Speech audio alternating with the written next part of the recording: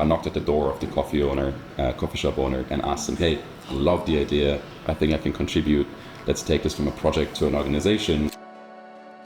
So me personally, I wanted to set up Shapes of Love because I saw a poster in one of the cafes in Munich. I saw this poster about the owner of the coffee shop trying to, basically collect sunglasses for the village that he just previously has done a sabbatical in.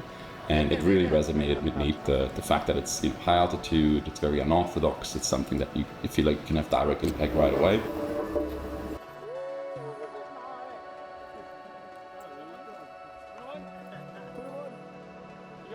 While spending a lot of time there and obviously engaging and meeting with the local population, he saw just by looking into people's eyes that there is clearly, the problem about eye diseases that's very widespread. So he said, I have a lot of sunglasses back home. My guests of the coffee shop have a lot of sunglasses that they may have spare. And so that's how he basically came up with the idea. And then gradually over the last 10 years, it grew from a project having collected 300 sunglasses to an organization that now distributes tens of thousands of people. So from our experience of having traveled there and revisiting some of these areas, we estimate that around 80% of the people living in remote high altitude areas actually suffer from eye diseases throughout their lifetime. Why high altitude specifically is that the atmospheric concentration, so everything that we breathe, part of its role is to absorb, other harmful particles and to filter out, the harmful effects of UV radiation.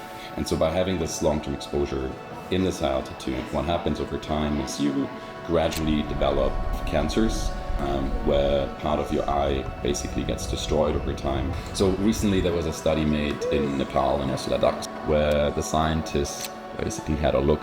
They took a sample and they had a look at how many people of the sample have already existing eye diseases, and they found that more than half of the people have eye diseases at the time of testing. There's various degrees, but in essence, whether you look at young to old people, you find that at least in the study at the time of testing, half of the people already have it.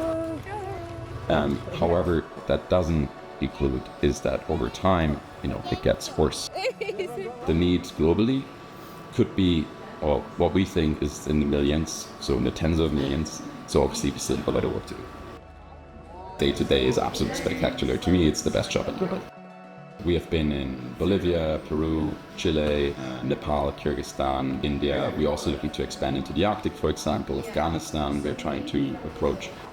So a typical distribution trip consists of us renting motorcycles. We strap on like a 200-liter Patagonia duffel bag full with sunglasses that are still in their pouches. We start at 8 in the morning, we finish at 6 p.m. And along the way, we just have this 360 view, which is part of the reason why we use motorcycles, where you can spot farmers, way in the distance, or you see there's a village or community or yurts of nomads that you then approach.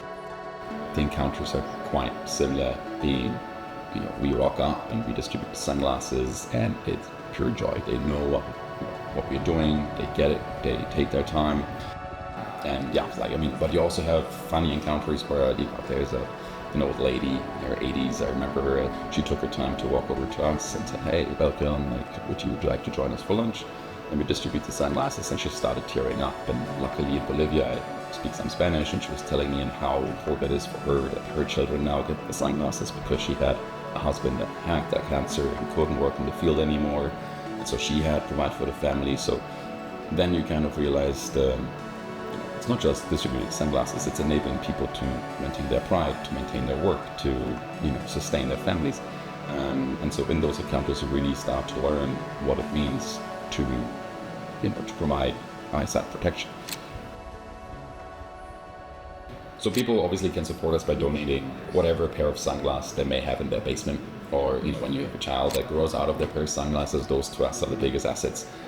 Please send them to us. You find our website as www.shadesoflove.org. That will go a long way. And then also follow us on the socials to kind of stay on top of the events that we are hosting coming up, that you can participate in, attend, to obviously become more aware of the project, and typically also that involves fundraising activities. So it's sunglasses and also financial contributions that keep us afloat.